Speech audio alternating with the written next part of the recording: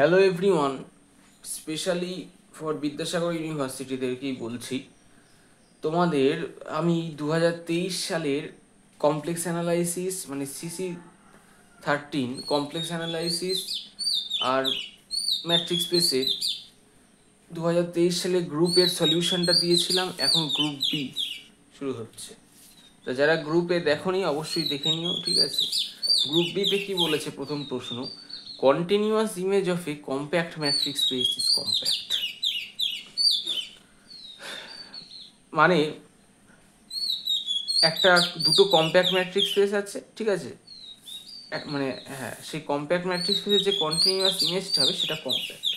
তা কী করে হচ্ছে আমি একটুখানি বুঝিয়েও দিই, মানে লেখা তো আছেই, ঠিক আছে? Let x, d be a compact matrix space and f is a continuous mapping, ঠিক আছে? এইটা একটা x, d, এটা একটা y, ধরো রো y, d ড্যাশ রয়েছে এখানে। এই দুটো হচ্ছে ম্যাট্রিক্স স্পেস রয়েছে এখানে, ঠিক আছে? এইবার এখানে কি বলতে চাইছে, একটা ম্যাপিং ডিফাইন করা আছে f, একটা ফাংশন এখানে এখানে x থাকার জন্য, ঠিক আছে? এখানে y ড্যাশড বলে একটা সেট হচ্ছে। তাই বলছে যে if y dashed equals to, তাহলে fx অবশ্যই বলতে পারি। আর y ড্যাশটা কি? তাহলে y এর সাবসেট হয়ে যাচ্ছে। y, d dash the total matrix space, এমনি y যে সেটটা সেটাই সাবসেট হয়ে যাচ্ছে। তাহলে y dash is a subset of y, তাই তো? আমাদের কি দেখানোর উদ্দেশ্য? বলছে then we are to prove that the set y dash is compact subset of y, d dash. এই যে y ড্যাশটা এই y, d ড্যাশের কম্প্যাক্ট সাবসেট, মানে continuous image of a compact matrix space, এইটা বলে দিয়েছে কম্প্যাক্ট, ঠিক আছে? এর যে ইমেজটা, এর ইমেজ কোনটা? এই y ড্যাশটা, y ড্যাশ মানে fx, মানে x বলে একটা সেট আছে, সেটার ইমেজ হচ্ছে y ড্যাশ, সেইটা কম্প্যাক্ট দেখাতে হবে। কম্প্যাক্ট দেখানো মানে কি বলো দেখি? কম্প্যাক্ট মানে হচ্ছে ক্লোজড অ্যান্ড, বলো দেখি, বলো, বাউন্ডেড, তাই তো? তাহলে সেই দুটোই আমাদের দেখাতে হবে, ক্লোজড দেখাতে হবে, বাউন্ডেডও। তাহলে কীভাবে দেখাবো? বলছে লেট স্ক্রিপ্ট এ একটা নিয়ে নিয়েছি, স্ক্রিপ্টে একটা স্ক্রিপ্ট এ মানে একটু এটাকে সামান্য বেঁকিয়ে লেখা, be any open cover of y dash in y, d dash. এবার ওপেন কভারের ডেফিনেশন কি? ওপেন কভার মানে হচ্ছে এই y ড্যাশ সেটটাকে তোমার কভার করছে এরকম কোনো একটা ওপেন সেট, ঠিক আছে? এটাকে ধরো কভার করছে এরকম কোনো একটা ওপেন সেট।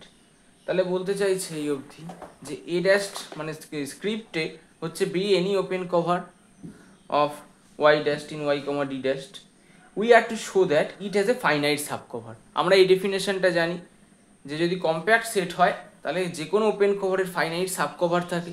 তাহলে এটার ফাইনাইট সাব কভার আছে কিনা সেটা আমরা দেখাবো বাই প্রপোর্শন। ধরে নিচ্ছি y dash equals to by proportion আমরা এটা ধরে নিচ্ছি যে y dash equals to union of a alpha. এরকম কিছু ওপেন কভারের, ঠিক আছে? এইখানে ধরো ছোটো করে আমি যদি এখানটাকে একটু বড় করে দেখাই, মানে এই যে এই y ড্যাশ যেটা, ধরো এই যে y ড্যাশ যে সেটটা, এই সেটটাকে যে ওপেন কভার দিয়ে ঘিরে দিয়েছে, ঠিক আছে? ধরো কথার কথা আমি যেটা দেখালাম, ধরো এরকম একটা ওপেন কভার ধরো রয়েছে, এইটা y ড্যাশকে ঘিরে দিয়েছে। তাহলে এইটার ফাইনাইট সাব কভার পাওয়া যায়, মানে এরকমভাবে তুমি ফাইনাইট এটার সাব কভার পেতে পারো যারাও কিনা y ড্যাশকে ঘিরতে পারে, ঠিক আছে?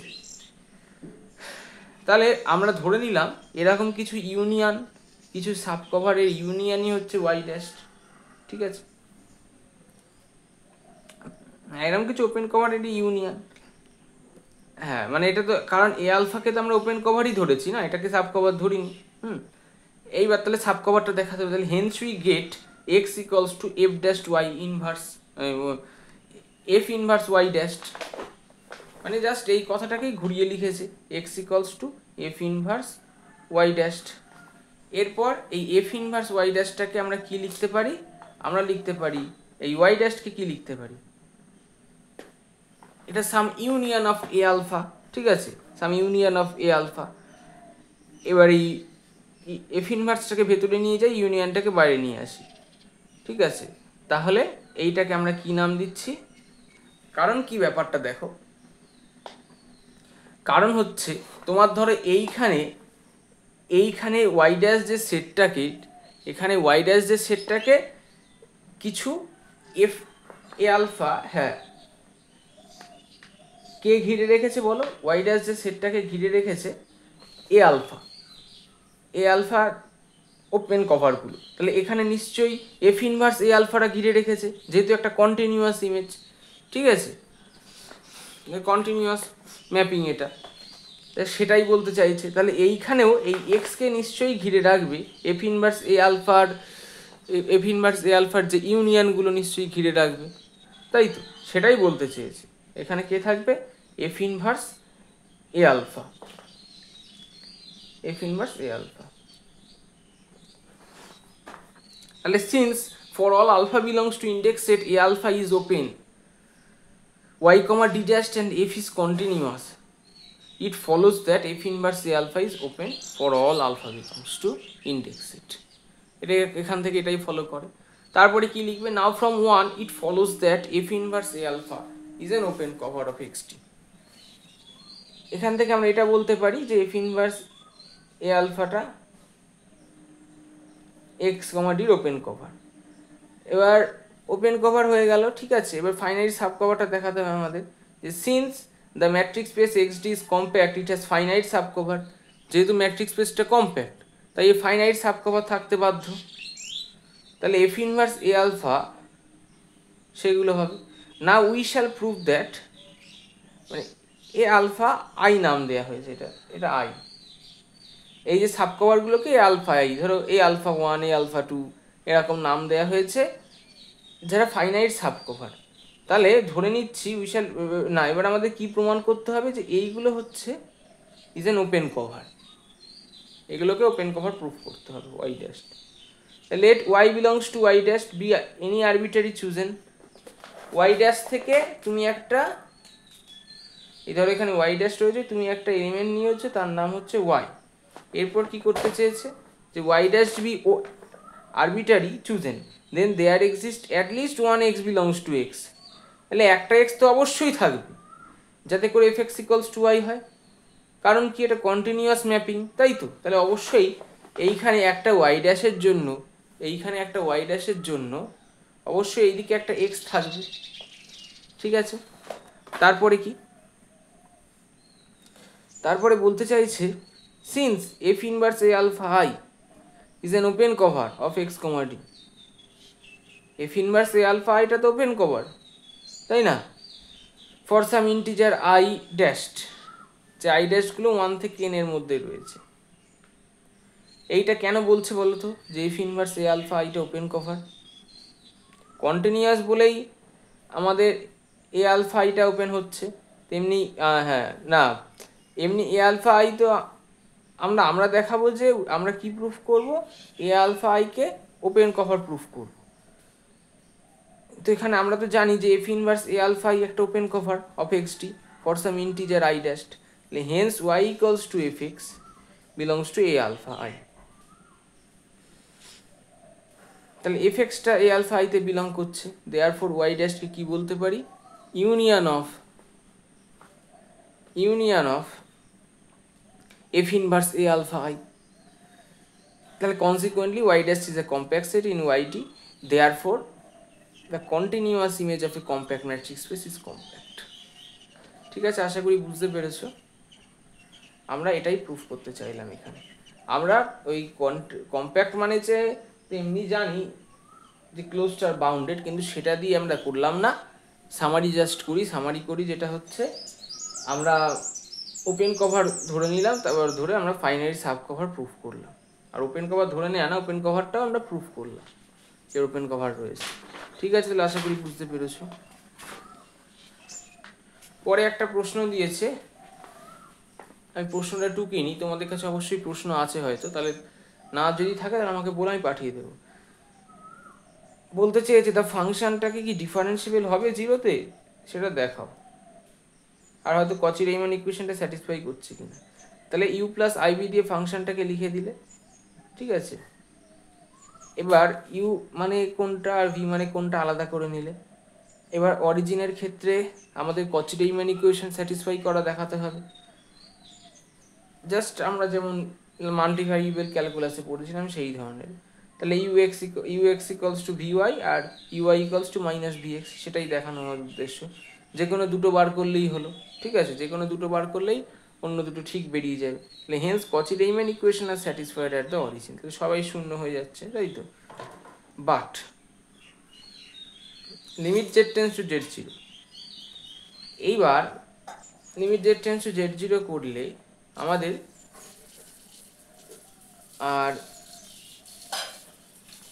এরকম একটা ভ্যালু চলে আসছে, ঠিক আছে। আমরা যদি y if z tends to 0 along the radius vector y equals to mx যদি আমরা যাই, তাহলে আমাদের এটা m এর উপর ডিপেন্ডেন্ট হয়ে যাচ্ছে। এইটা আমাদের এর থেকে বলা যায় যে f dash 0 does not exist, so the function is not differentiable at z equal to 0। একই জিনিস তোমরা করেছিলে, যখন does not exist দেখাতে হবে তখন y equals to some mx বা হ্যাঁ কিছু একটা ধরে নিতে হবে, তাহলে সেখান থেকে দেখানো যাবে। আর যদি দেখাতে হয় যে এক্সিস্ট করছে, তাহলে আমরা ডেফিনেশন দিয়ে প্রুফ করতে পারি। আশা করি বুঝেছো। কচিস ইন্টিগ্রাল ফর্মুলা, কচিস ইন্টিগ্রাল ফর্মুলা তোমাদের প্রশ্নের স্টেটমেন্টটা দেওয়া আছে, ঠিক আছে। তোমাদের প্রশ্নটা ঠিক এরকম নেই, তোমাদের প্রশ্নটা এইটা রয়েছে, এইটা তো তোমাদের হচ্ছে কোশ্চেনটা, এটা হচ্ছে কোশ্চেন। আসলে অনেক সময় কি দেয় যে state Cauchy's integral formula for derivative না ফর এমনি, আর দিয়ে দেয় প্রুফ করো। কচিস ইন্টিগ্রালতে দুটো ফর্মুলা আছে, এমনি কচিস ইন্টিগ্রাল ফর্মুলা, একটা কচিস ইন্টিগ্রাল ফর্মুলা ফর ডেরিভেটিভ। তো যাই হোক, সেই যে এমনি ফর্মুলাটায় কি বলা আছে বলো তো দেখি, এমনি ফর্মুলাটা কি বলা আছে, যে let see B any simple closed contour in C, let f is any function differentiable on and inside C, then for any point A inside C we have এইটা। সিম্পল ক্লোজড কন্ট্যুর মানেটা কি?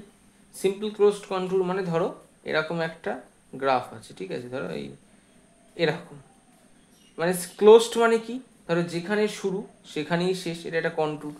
Graph নয়, এটা একটা contour. তা যেখানে শুরু সেখানেই শেষ, এটা হচ্ছে ক্লোজড। আর সিম্পল কথার অর্থ কি, এই কার্ভটা দেখো নিজেকে কিন্তু কোনো পয়েন্টে ছেদ করেনি, যদি ছেদ করতো তাহলে আমরা কি বলতাম, সিম্পল নয়।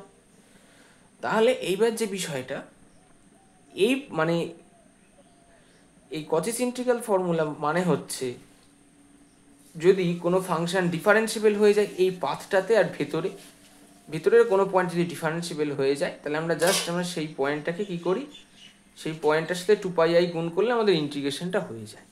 এটার প্রুফটা করবে কি করে? প্রুফটা হচ্ছে যেভাবে করবে সেটা হচ্ছে যে লেট শ্যাল শো, আমরা এটা ধরে নেব যে there exist epsilon greater than 0, যাতে করে কি হচ্ছে fa মাইনাস 1/2πiটা 2πi এই ইন্টিগ্রেশনটা লেস দ্যান এপসাইলন, ঠিক আছে। তারপর কি করব, নাও fa মাইনাস 1/2πi, মানে ধরো দুটো সংখ্যা আছে a আর b, তাদেরকে তুমি যদি সমান দেখাতে চাও তাহলে তুমি একটা এপসাইলন ধরে নিতে পারো, ধরে নিয়ে বলতে পারো যেটা গ্রেটার দ্যান 0, সেই খুব ক্ষুদ্রাতি ক্ষুদ্র এপসাইলন, আর বলতে পারো mod of a minus b less than epsilon. Epsilon যদি খুব ক্ষুদ্র হয়ে যায় তাহলে a ইকুয়ালস টু b হয়ে যাবে। এইভাবেই আমরা এখানে করব। তাহলে একটা নিলাম fa আর একটা নিলাম এইটা। এবার fa মাইনাস এত, এইটা করলে কত হবে বলো, 1/2πiটা দুটোর থেকে কমন নিয়ে নিয়েছি, দুটোর থেকে 2πiটা কমন নিয়ে নিলে 1/2πi fa, তারপর ইন্টিগ্রেশন এটা dz/z মাইনাস a, ঠিক আছে, আর এটা fz/z মাইনাস a। এখানে 2πi মানেই আমরা জানি যে integration c dz/z minus a মানেই আমরা জানি 2πi, ঠিক আছে, এটা আমরা অবশ্যই জানি জেড মাইনাস এ। হ্যাঁ, এই জিনিসটা মানে 2πi, তাই 2πi এর জায়গাটা রিপ্লেস করে দিয়েছি। এইবার যেটা করেছি সেটা হচ্ছে যে এই জাস্ট এফ এটাকে গুণ করে দিই, এটাকে আবার ঠিকভাবে লিখেছি। তাহলে এটাকে এবার যদি তুমি লসাগু করে লেখো তাহলে 1/2πi integration c f a minus f z by z minus a t z. ঠিক আছে, তাহলে so enough to show that আমরা এটা পেয়ে গেলাম যে there exist epsilon greater than 0, যাতে করে কিনা মড অফ এইটা লেস দ্যান এপসাইলন। তাহলে প্রথমেই for all epsilon greater than 0 আছে, সুতরাং এবার কি করতে হবে, যে কোনো একটা এপসাইলন গ্রেটার দ্যান 0 নিয়ে নিতে হবে। এবার কি করবো একটু বুঝে নাও, যে এই ইন্টিগ্রালটার ভেতরটা দেখলেই যেটা মনে পড়ে সেটা উচিত হচ্ছে জেড টেন্স টু এ। যদি জেড টেন্স টু এ হয়ে যায় তাহলে এফ ড্যাশ পি এর দিকে এগোবে, এটা তাহলে তো সেটা ডেরিভেটিভের সংজ্ঞা হয়ে যায় না, সেটা এফ ড্যাশ এর দিকে এগোবে। এবার যদি আমরা এস্টিমেশন থিওরেম কাজে লাগাই তাহলে একটা বাউন্ডেড ফাংশনকে একটা ছোট্ট কন্ট্যুরের ওপর ইন্টিগ্রেট করলে উত্তরটা ছোট্ট হবে। প্রথমে তাহলে দেখতে হবে যে এইটা বাউন্ডেড কিনা, সেটা বোঝাই যাচ্ছে কারণ ওটা যে এফ ড্যাশ পি এর দিকে যায়, অতএব F dash mod of F dash t, mod of F dash t এর চেয়ে খানিকটা বড় কিছু দিয়ে বাউন্ডেড করা যাবে, সেটাই আমাদের উদ্দেশ্য। তাহলে সিন্স এইটা tends to f dash t as z tends to a, hence there exist delta greater than 0 for all z belongs to neighbourhood of 0, delta, যাতে করে কিনা এটা সাম এটার থেকে ছোট ধরে নিচ্ছি। ঠিক আছে, এবার বাউন্ডেড হয়ে গেল, বাউন্ডেড হয়ে গেল তাহলে কি, এবার আমাদের কন্ট্যুরটা ক্রমশ ছোট করে আনবো। ঠিক আছে, কন্ট্যুরটাকে যদি ছোট করি তাহলে এবার আমরা এমএল ইনইকুয়ালিটি অ্যাপ্লাই করলে অঙ্কটা হয়ে যাবে। থিওরেমটা since D is circle centered at A and having radius এত, এইটা আমরা ধরে নিচ্ছি। তুমি বলো এটা কোথা থেকে পাচ্ছি, এটা কাজে লাগাচ্ছি, তার কারণ এইখানে আমাদের বসালে সুবিধা হবে। এবার কচি-গৌসার্টের থিওরেমটা কি, কচি-গৌসার্টের থিওরেমটা হচ্ছে, বলো দেখি কচি-গৌসার্টের থিওরেমটা কি। এটা খুব শক্তিশালী একটা থিওরেম, কচি-গৌসার্টের থিওরেম। সেটা হচ্ছে যেটা, যে যদি এফটা যদি ডিফারেন্সিয়েবল হয় কোনো একটা কন্ট্যুরের ভেতরে আর কন্ট্যুরের উপর, তাহলে আমরা না ইন্টিগ্রেশন করেই বলতে পারি যে ইন্টিগ্রেশন সি এফ জেড ডিজেডটা আমাদের 0 হয়ে যাবে। তাহলে সেই কচি-গৌসার্টের থিওরেম থেকে আমরা বলতে পারি এটার ভ্যালু তাহলে 0 হওয়ার কথা। বাই দ্য এস্টিমেশন থিওরেম আমরা এটাকে আবার মানে এমএল ইনইকুয়ালিটি দিয়ে বলতে পারি যে এটা less than equals to m into length d. ঠিক আছে, লেন্থ ডিটা কত, কার্ভের লেন্থটা, সেইটাই হচ্ছে আমাদের এম ইন্টু 2πr। 2πr মানে আমাদের যেহেতু একটা সার্কেল, এটা equals to epsilon as required. তাহলে প্রুফটা হয়ে গেল। পরের প্রশ্ন তোমাদের, a metric space X D having the property that every continuous map has a fixed point is connected. Banach fixed point theorem থেকে দিয়েছে, ধরে নেবে নট কানেক্টেড। তারপর X can be written as the disjoint union of non empty closed sets A and B, define a function এত, এইভাবে করে নেবে। সে একটা F x equals to B ধরে নেবে for some fixed point B, F x equals to A ধরে নেবে হোয়ার এ ইজ পয়েন্টে। আশা করি এটা বুঝতে পারবে। ঠিক আছে, বোঝানোর কিছু নেই, কারণ এইভাবে কোনো তোমার ধরো প্রিভিয়াস ইয়ারের সলভ করে বোঝাবে খুব কম জন, প্রিভিয়াস ইয়ার শুধু সলভ করে তোমাকে পিডিএফ দিয়ে দেবে, তাও যদি তুমি তার কাছে পড়ো তো। আর আমি তো ফ্রিতেই দিচ্ছি। ঠিক আছে, যাই হোক, তো চলো এরপর তাহলে একটা কন্ট্রাডিকশন ম্যাপিং থেকে প্রশ্ন আছে। এটা একটা সহজ প্রশ্ন, বুঝে নিও। ঠিক আছে, প্রশ্নও লেখা আছে, উত্তর লেখা আছে। কন্ট্রাডিকশন ম্যাপিং এর একটা প্রশ্ন।